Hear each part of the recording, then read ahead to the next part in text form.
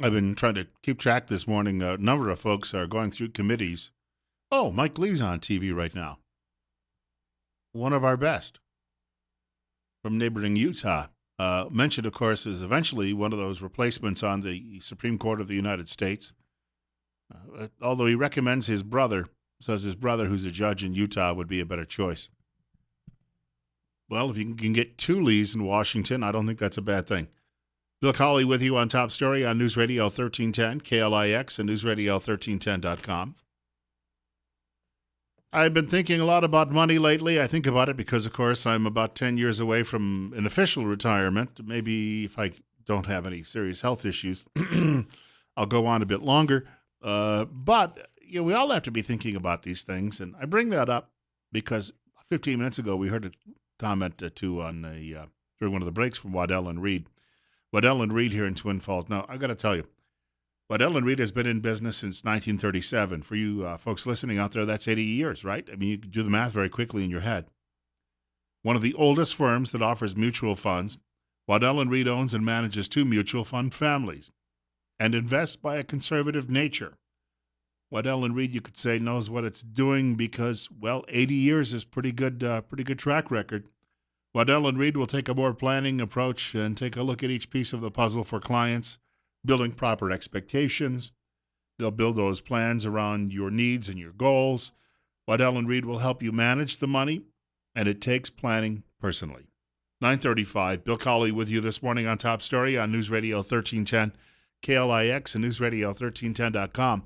I was doing something in the kitchen last night, and I was listening in the background, and I believe someone said that Rick Perry is the guy who's going to have the easiest, or he'll have the easiest treatment in Washington because he didn't seem to ruffle too many feathers. It is his goal eventually to become energy secretary, but also to shut down the energy department, which would be a pretty cool thing. A lot of people out there say it's absolutely unnecessary. A lot of people believe Betsy DeVos's job is simply to take over the Department of Education and over the years, during the next 4 years, just turn over the role of educating kids back to local governments, local school boards, turning it over to the states, and that she'll eventually shut down the Department of Education. She's out of committee now. I believe Jeff Sessions has been voted out of committee because Democrats are simply boycotting. So committee chairs Orrin Hatch just went ahead and pushed Sessions over the finish line. And despite their attempts that they'll try on the left to filibuster, thanks to Harry Reid, I thought I'd never say that, but thanks to Harry Reid, they have the ability to pull the plug on any filibuster now that the Republicans are in control. And the media will scream about that for a few days and, oh, you need to think like we do. And this is very bad for democracy. Ignoring the fact Harry Reid was the guy responsible and that it was okay when it was done to Republicans, who media wants you to know are bad, bad, bad, bad, bad. But we don't need to waste time on this.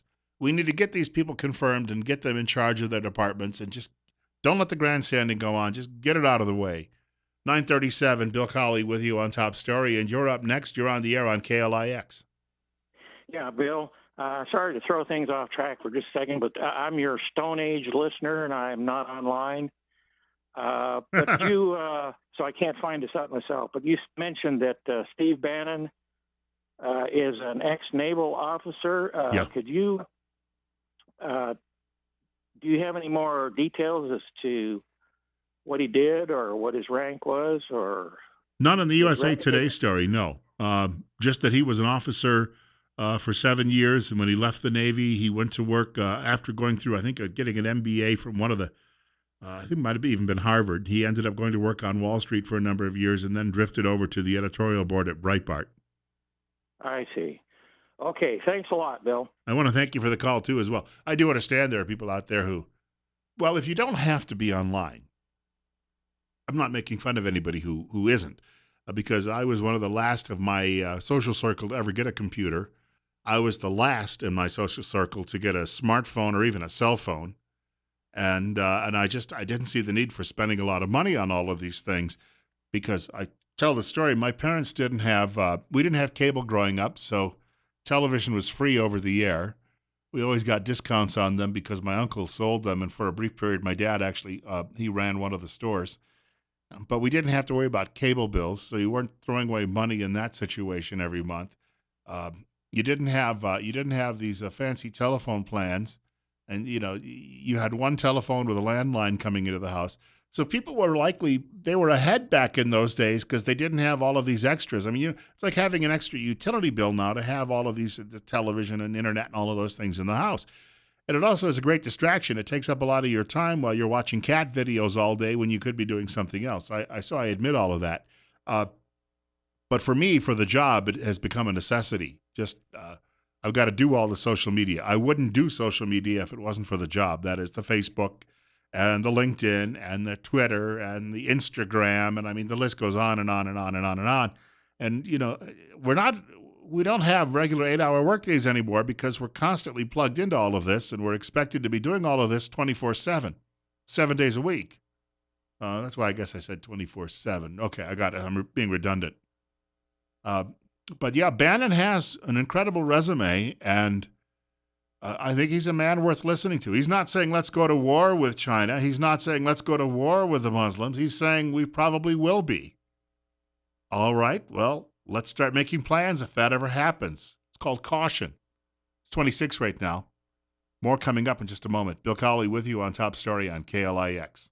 I'll point out as well about Bannon's background that USA Today doesn't like him, but USA Today did report that he was greatly admired by his superiors and his underlings and those fellows that he served with, men and women, I guess we should say, in the Navy.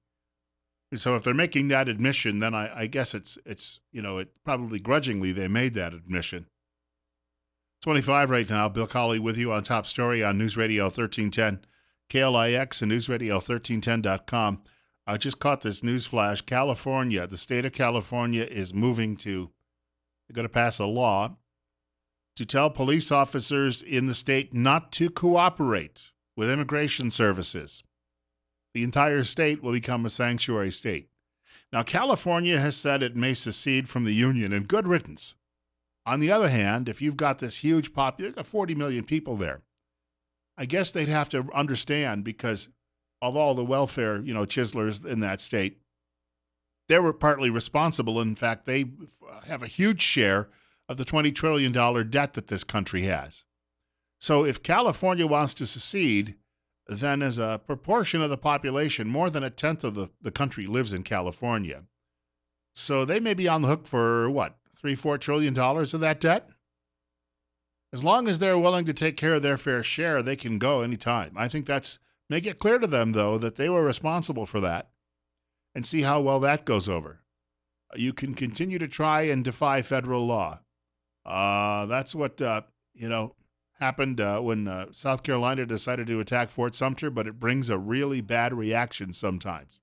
And I got news for you. It took the South 100 years to recover. 9:43. Bill Colley with you on Top Story on News Radio 1310, KLIX and newsradio1310.com. More news from liberal la-la land. The Daily Signal, the truth behind the solar jobs report. Have you ever heard of this? There's an organization in Washington called the Solar Foundation. I guess they worship the sun. And it's a nonprofit group. It's going to release its latest annual report showing growth figures for solar jobs, while it also warns against policies that could result in layoffs. In other words, they want you to continue to pay for this with a $20 trillion debt. The hard reality is, the writer at Daily Signal says, even as solar energy became politically fashionable, it remained economically unsound. And then it says, just ask Elon Musk. He's a South African who has a renewable energy company. That is, he's building electric cars. He went to Washington last week and spoke in favor of a carbon tax. Why? Because it would fund his company, which he can't make money on otherwise. In other words, he wants you to pay for his profit. Crony capitalism, it's called. Or how about Fisker Automotive, which Joe Biden set up with a nice fat paycheck from the taxpayers, and it never built a car in Delaware where he set it up at in his home state. This is what we're dealing with these people, and again, they're not going to go quietly. We are going to be in a pitched battle with them as long as Trump is president and well beyond. We have a caller with us. Just a quick note before I get to the caller. The number is 736-0300. That's 736-0300. We're at 25, and you're up next. You're on the air. Well, Bill, for over 100 years, dating back to the early 1900s when the Federal Reserve was Act was passed, income tax was passed, tax-free foundations, direct election of senators. There were four really bad things happened around 1913, and then the media basically all we had was newspapers. So the elitists said, how are we going to convince people that we need this global government, of which we're going to, of course, head up? And so they got control of the 25 top editorial boards, and you can still name those papers today around the country. And so we didn't get the League of Nations; they failed. So that was supposed to be the result after World War I. So I guess we got to get another war. So we had World War II, and then the United Nations came on, and Alger Hiss was the first, Secretary General of that, and later convicted of a communist spy. The UN has been our enemy of this country since its inception. It's been anti-American. So we get the refugee program, we get the climate change agenda 21, we get Common Core. You name the bad program that we now see in our local schools, basically, and all that's garbage is coming out of the UN. But then in the 50s, Norman Dodds was a special investigator for the Reese Committee, and he went out to the tax-free foundations to ask why they were supporting socialist causes around the planet. And so H. Roland Gaither, who was the president of the Ford Foundation, said, well, we're under directives so that basically create this country into a third world country. So, I mean, this thing has been going on. We've had this fifth column of communists. Our growers here in the Magic Valley have been really impacted by Harry Bridges, a communist, and the longshoreman strike. It killed our basically exports with the slowdowns and so forth there.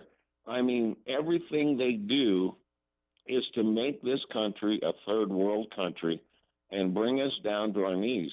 And they're really resisting hard when somebody like Trump comes along. But what really gets me, Bill, is that why do these people not see that if we had gotten Hillary, this country would have been toast, totally.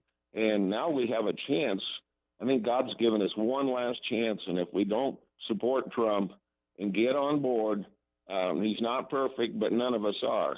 So, it's just they want this global one world government, everybody under the United Nations umbrella, and we need to get out of that thing. And H.R. 193 would do that. Have you ever heard of that? It's called the Hegelian dialectic, where they create a problem, and then the elites create a problem, then they amplify the problem, and then they provide the intended solution.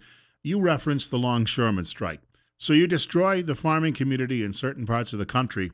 Then you go and you say, well, this is terrible. And, you created the problem. It's amplified by the destruction of the farming community. And then you turn around and say, well, I got an idea. We have this thing called the Trans-Pacific Partnership. It's 5,000, 6,000 pages long, and it'll help revive your businesses.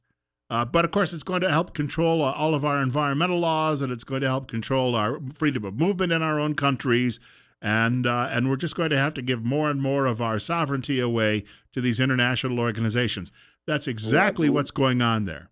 Absolutely. Only out of that Trans-Pacific Partnership, only 5 chapters had to do with trade. And, of course, Farm Bureau, all of the organizations here in Idaho, AGR, were in favor of it. But there's 24 chapters have to do with economic political merger. And so Trump did the right thing and just kiboshed it real quick, put his foot on it and said, it's gone. And let's negotiate trade on a separate basis. And most of us are not against trade. I mean, we need trade, but NAFTA is just absolutely, we're bringing in, I think, 254,000 tons of sugar is coming in from Mexico, and it's depressing our sugar beet prices. So the tonnage that they get. So we're being impacted negatively mostly by these trade agreements. And yet we seem to go back to the same losing formula. And somehow the media convinces our farmers and ranchers that these things are salvation. But we have to realize the big picture. The big picture is to make us a third world country so that we can be controlled and be under the umbrella of the United Nations. And if we got out of that miserable organization, because it is out to destroy us internally, externally, and it's really sad. But I've been studying this for a long, long time, and it's just really important for people to understand. And this new Supreme Court justice, man, that's a breath of fresh air for sure. Yeah. And he really can go on. There's no, McConnell's probably going to have to do the nuclear option when Brett Baer was. Don't waste any time doing it. Then just go ahead. I mean, Yeah, don't even give these people an opportunity to grandstand because they're not yeah, going to. Media's going to beat you up no matter what you do. So just get it out of the way, get it done, and in yeah. a few months from now, we have a new sitting justice. Just do the nuclear option. Harry Reid set the precedent, and so just forget all of grandstanding and having him go through all this torture chamber that the Democrats are going to bring up, and just get it done. And because you only need 51 votes with the nuclear option, and there's going to be enough Democrats. It's going to be hard to get 60. But maybe some of them will reconsider because they're up for re-election Yeah. this next time around. So that's another, thing that's against them. But this country is the greatest country in the history of the world, and yet we just sit back. So many people just don't want to get involved. They don't want to. They just listen to NPR radio, which is anti-Trump, anti-American. They And listen paid for to, with my tax dollars.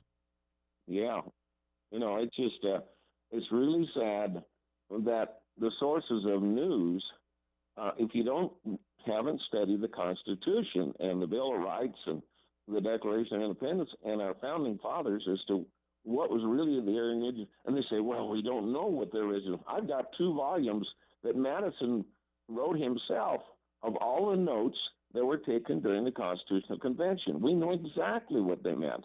And they just twisted things around like separation of church and state. They took prayer and Bible reading out of school, and it's been a moral abyss ever since, Bill. Well, thank you much for the telephone call. It's going to be a serious, serious challenge to try to turn it around. Trump is a good start, and some of his choices are great starts. But with the pushback we're seeing, and as I mentioned earlier, Rob Port, the political writer from North Dakota, has said the left has already gone on a scale of 1 to 10, they've gone to 11. So what's their next move? Because this didn't work. Their efforts the last week didn't work. And I'm telling you, smashing windows and stopping people from getting on airplanes, rioting in the streets, setting fires, that's all small right now when you consider where they could go with this. What is the next step they're planning? And will the media be cheering them on as they do this? Likely it will. The media badmouth the Tea Party brigades. I was there in the beginning. If you read the book, some people give, I'm patting myself on the back here. I know, tooting my own horn. Some people say it was Rick Santelli on CNBC screaming on the floor of the Chicago Board of Trade on live TV that we needed to do something. But if you read a book, and it's actually written by a liberal named Will Bunch, he's a columnist for a number of liberal publications around the country.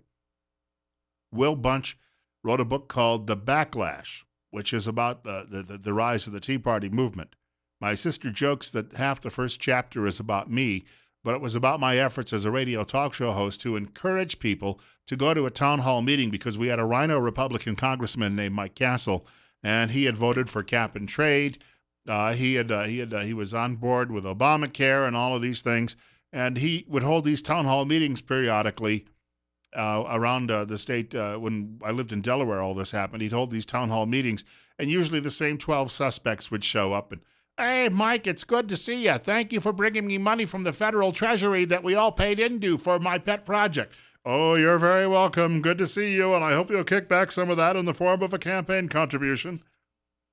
Well, we turned out 300 people for one of his town hall meetings. You may have seen this one. That's where the woman, her name was Crazy Eileen, according to my listening audience. But Eileen was a regular caller to my show. So she showed up, and she held up in a plastic bag, so she had it sealed so it could be protected. She said, "This is my birth certificate. I'd like to know if President Obama can produce his." Now, I was not a birther, but I was sitting about 3 rows up front, and I was just thinking, oh, this is certainly putting the congressman on the spot. And then people said they forced him to say the Pledge of Allegiance. Well, no, he actually said, "I'll be glad to say it. Do you want me to lead?" The media, though, try to twist that around. But the book is all about how I turned that crowd out and how it eventually ended up in the defeat of that rhino in a primary the following year. June 30th, I think it was in 2009, and it led to his defeat the following year. So Will Bunch wrote this book, and he described how this all got started at the grassroots level. Because the media tried to tell you, well, this is actually all being funded by the Koch brothers. I never met them. My friend Steve Heil, the colonel, who joins us periodically on various topics on the air, and we have a conversation. Steve, myself, a woman named Christy Shirey, a woman named Donna Gordon, and a friend of ours named Kevin. That was it. We were it. We got it all organized, and we got the ball rolling in our state. And so Will Bunch describes how all this came about in his book, and that was the beginning of all of it. But we were vilified as being racists and bigots and violent, and there was no violence at any of our events. We were actually very calm, and we were cool and collected, and we cleaned up. The park police used to tell us at all of our big events how, I'll never forget the Glenn Beck rally where we picked up all of our own garbage and put it in bags and got it all taken care of and got it out of the way. And we walked down the mall. We were headed back to our buses, and Al Sharpton's counter demonstration had been there, and they dumped all of their pop cans all over the World War II memorial. All over, you walk in that ring, that hallowed ground, and they dumped their signs there. I'm surprised they didn't pull out a roll of toilet paper and decide to take a dump in the middle of it. And media said, oh, Al Sharpton really showed those racist bigots today. After they desecrated the monument to the greatest generation in our nation's capital. You're right. And then the Occupy demonstration came along, and they were raping people in tents, and people were getting killed in the encampments, and they were crapping in the streets of our cities and on police cars. And media said, well, but this is a necessary protest. And now you've got these kids smashing windows in Washington and burning the limousines owned by immigrants and beating up on the immigrant drivers of the limousines and blocking people from getting on airplanes and who knows what else they'll do. And media keeps saying that's acceptable. And you wonder who's controlling all of this. Where are they getting their... And if you even dare say it's Soros, media calls you a crazed bigot. Well, it's pretty easy for me to see who is the calm voice in all of this and who are the calm people in all of this versus what we're up against. This is going to continue. Mr. Trump is in grave danger. The people around him are in grave danger. The people who support him are in grave danger. You don't want to get into the middle of one of these mobs, trust me. This is our future for, as far as I can see, going ahead. And I don't know how it comes to an end. But as Steve Millington quoted me yesterday, we have to be very vigilant or forever vigilant. Because our generation has been lucky enough to be the chosen to try and turn this great ship of state around. God willing, and the creek don't rise, they'll allow me to come back in here and do this all over again tomorrow morning between 8 and 10 o'clock. In the meantime, Rush Limbaugh's program is up just after news from Fox in a few minutes. Sean Hannity after Fox News at 1 o'clock. Glenn Beck after Fox at 4 o'clock this afternoon. And Dave Ramsey from 7 until 10 o'clock tonight, right here on KLIX.